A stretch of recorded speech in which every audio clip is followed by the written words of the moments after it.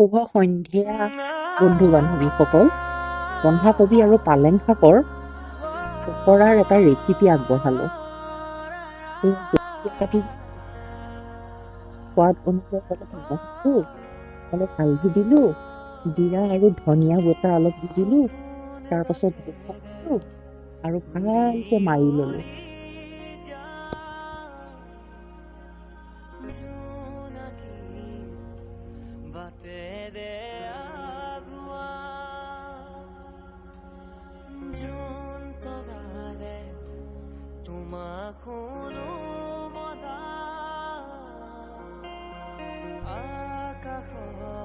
কেৰাহীখন পাতি অলপ তেল দি দিলোঁ। এতিয়া অলপ অলপকৈ পেষ্টটো দি যাম, কম জুইত লাহে লাহে লৰাই, তাৰপিছত হৈ যাব।